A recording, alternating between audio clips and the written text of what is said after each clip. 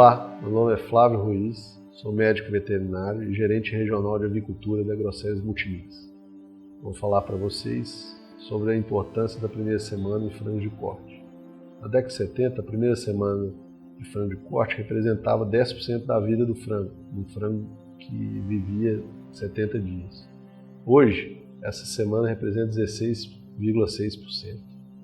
A primeira semana é importante porque representa o maior crescimento em percentual. O pintinho cresce 4 vezes o peso de chegada. De 40 gramas, o pintinho vai para 160 gramas em 7 dias. Então, quando a gente vê todos os crescimentos percentuais que ocorrem em cada semana, a gente percebe que a primeira semana é, de longe, a que mais cresce em percentual. A primeira semana, você tem crescimento de 80% das vísceras do trato digestivo. O pâncreas e o intestino tem um aumento de 4 vezes em relação ao peso corporal e o fígado aumenta 2 vezes em relação ao peso corporal. Ou seja, o peso da primeira semana do pintinho reflete o peso de vísceras do trato digestivo.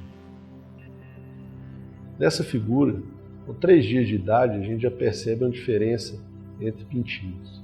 Você percebe diferença de 10, 20, 50 gramas. Essa diferença reflete no tamanho e no peso das vísceras ligadas à digestão. A diferença do peso e do tamanho das vísceras ligadas à digestão, sobretudo no intestino, vai refletir no aproveitamento da ração pelo animal. O desenvolvimento do trato digestivo está ligado diretamente ao aproveitamento da ração e, consequentemente, ao desenvolvimento corporal da ave. O desenvolvimento do aparelho digestivo é influenciado pela presença do alimento, ou seja, quanto mais rápido o consumo de água e ração pelas aves, melhor o desenvolvimento das vilosidades. Com a presença do alimento nas primeiras horas, há o desenvolvimento dos enterócitos e crescimento das vilosidades. Na primeira foto, nós percebemos o total desenvolvimento dessas vilosidades, com a plenitude do seu crescimento. Já na segunda e terceira foto, a gente percebe um desenvolvimento parcial para pintinhos alimentados só com água ou só com ração. Na quarta foto, a gente percebe uma deterioração dessas vilosidades pela ausência de alimento e água no trato digestivo. Por que é importante o peso da primeira semana? O peso da primeira semana tem uma alta correlação com o peso do abate. Cada grama a mais que o pintinho tem na primeira semana reflete de 5 a 10 gramas aos 45 dias. Se você tem um pintinho de 160 gramas e um pintinho de 170 gramas, essas 10 gramas a mais vão refletir 100 gramas a mais no peso final. Alguns fatores afetam o peso aos 7 dias. Dentre eles, a qualidade de pintinho, o manejo pré-alojamento e o alojamento, o controle da ambiência e o aquecimento, o manejo da cama, o manejo dos equipamentos, a qualidade de água e alimentação. Na qualidade de pintinho, a gente percebe que já vem do peso do ovo. Um ovo mais pesado vai refletir num pintinho mais pesado. O pintinho, ele representa 67% do peso do ovo. Então, se eu tenho um ovo de 66 gramas, eu tenho um pintinho de 44 gramas. Um ovo de 57 já vai me dar um pintinho de 38 gramas. Em relação à qualidade do pintinho, um fator importantíssimo que temos que observar é a questão referente à sua hidratação, ou seja, temos que evitar sua desidratação. A permanência do pintinho a mais na máquina vai refletir nisso. Também o tempo de transporte desses pintinhos. A gente tem que buscar que os pintinhos sejam do mesmo lote matriz, uniformes, com os olhos brilhantes, canelas lisas, que refletem sua hidratação. Os pintinhos devem ser selecionados, ou seja, sem pintinhos cegos, pernas retorcidas, bico cruzados e livre de doenças, como ofalite aspergilose. No pré-alojamento, a gente tem que ter alguns detalhes a serem observados, como a confirmação da data e horário, evitando surpresa, a limpeza do galpão, a montagem do ciclo, a distribuição dos equipamentos, a checagem dos equipamentos, para ver se não tem nada, se não tem bebedouro vazando, se não tem comedouro estragado, e as cortinas, para ver se as cortinas estão bem vedadas. Já no alojamento, a gente tem que ter pessoal suficiente, tem que checar o horário de preferência no horário da manhã, para você ter o dia todo para trabalhar esse pintinho, fazer o pré-aquecimento, de preferência com 5, 6 horas de antecedência, para ter a granja bem aquecida quando o pintinho chegar, ter ração disponível, água disponível e a distribuição dos pintinhos de forma rápida. O número de pessoas é importante para você ter possibilidade de fazer algumas checagens, entre elas contagem e pesagem desses pintinhos. O pintinho ele tem um sistema termorregulador pouco desenvolvido. São animais poiquilotérmicos, ou seja, eles precisam de uma fonte externa de calor para se aquecer. Os pintinhos já possuem as plumas, elas funcionam como um bolsão retendo essa temperatura. A alta relação entre a superfície corporal e o peso dificulta o pintinho a manter esse calor. No início, um pintinho recém-nascido tem de 37,5 a 38 graus. 7 dias, ele já tem de 39 a 40 graus. A partir de 15 dias de idade, tem de 41 a 42 graus, permanecendo assim até o final. Os ciclos de proteção são necessários para manter os pintinhos próximos da fonte de água, calor e ração. A altura das placas deve ser de em torno de 50 a 60 centímetros, evitando que o ar frio, que é mais pesado, entre em contato com esses pintinhos. A densidade desses círculos deve ser de 50 a 70 pintinhos por metro quadrado. Aqui nós vemos uma foto demonstrando que o ar mais frio ele é mais pesado e tende a ficar mais embaixo. O ar quente, que é mais leve, tende a subir. Existem aquecedores a gás, convencional, 1 para 500 pintinhos, e aquecedores infravermelho, 1 para 2.000 pintinhos. Aquecedores a lenha, onde você tem o aquecimento de ambiente e aquecimento focal.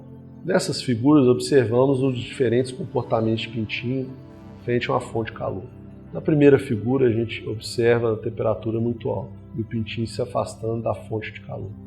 Na segunda figura observando a temperatura correta, uma boa distribuição do pintinho no ciclo. Já na figura a temperatura muito baixa, o pintinho tende a se concentrar debaixo da fonte de calor. Já onde ocorre correntes de ar, você tem uma aglomeração em um dos lados do ciclo. Quando você faz aquecimento de ambiente, que é o mais comum hoje, não tem um aquecimento local, você não tem chance de errar. Você aquece todo o ambiente, então o risco é maior. Porém, você tem a vantagem de dar um conforto melhor, mais uniforme para todas as áreas. Na primeira figura, você vê uma situação de um aquecimento muito alto, então ele sai fora da fonte de calor. Na segunda, você já vê uma distribuição melhor. E na terceira, você já vê a temperatura mais baixa, onde você vê aglomerações de pintinho. O pintinho bebe 2 vezes o que consome de ração e respira 10 vezes o que ele consome de ração. Então, a respiração é muito importante para esse animal. Quando você tem uma situação onde você tem um ambiente de baixa luminosidade, ar quente e abafado, o pintinho tem a mesma sensação de estar debaixo da asa da galinha. Com isso ele vai dormir, não vai comer ração e vai ter um menor crescimento. A cama do aviário deve ser de um material limpo e seco, ter alta capacidade de absorção, funcionar como isolante térmico e por isso ter uma boa quantidade. A melhor cama normalmente é de baixo custo e alta disponibilidade na região. Pode ser de maravalha, casca de arroz, casca de café, sabugo moído, feno, capim picado, bagaço de cana hidrolisado. O pintinho deve ter acesso à ração de qualidade, à vontade, em comedouros limpos e bem regulados para evitar o desperdício. Os comedouros tipo bandeja, tubular infantil, tubuflex e tubular adulto são os mais usados. A relação por ave alojado na bandeja deve ser 1 para 80, no tubular infantil de 1 para 80 até 14 dias. Depois esses tubulares infantis não são mais usados, porque as aves começam a subir neles e desperdiçar a ração.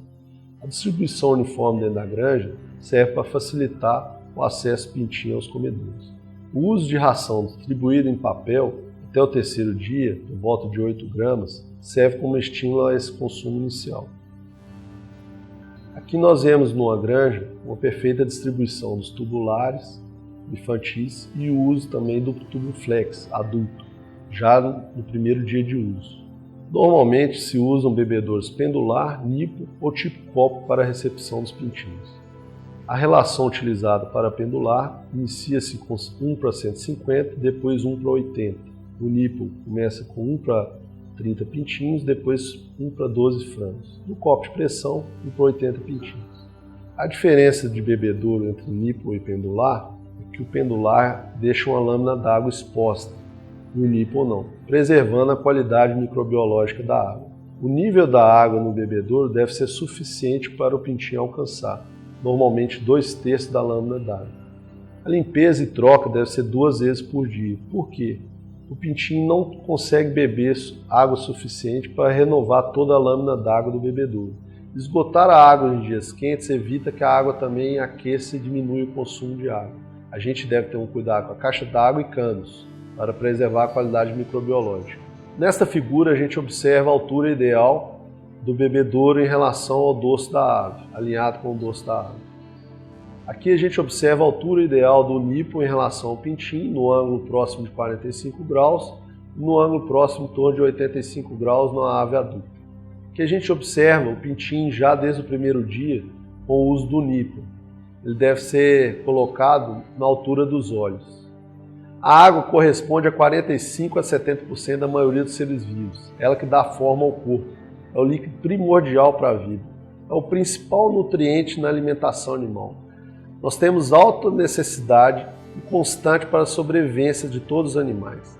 É necessária para a maioria das reações biológicas, importante no transporte de nutrientes, reações de transferência e reações com enzimas. Portanto, ela deve ser de qualidade, boa qualidade microbiológica e ter disponível para as aves. Em relação à alimentação, nós devemos ter cuidado com a qualidade dos ingredientes, a qualidade de fabricação da ração, os níveis devem ser adequados, a entrega deve ser correta, a ração deve estar disponível e de fácil acesso às aves, o número de aves por prato deve ser dimensionado para evitar a alta competição pela ração. A ração da fase pré-inicial, ela tem que ajudar no desenvolvimento do sistema muscular e esquelético, do sistema imunológico, cardiorrespiratório, levar a uma alta viabilidade e uniformidade do lote. Os níveis normais que trabalhamos nesse tipo de ração são de 2.950 a 3.000 quilocalorias, proteína bruta de 22,5% a 24%. Então percebemos que um peso ótimo na primeira semana é fundamental para um excelente resultado final. Para termos um peso ótimo aos 7 dias, precisamos ter uma boa ambiência com oferta de água e ração de qualidade. Esse e outros assuntos você acompanha no AG Blog e blog da Agroceres Multimix. Muito obrigado e até a próxima.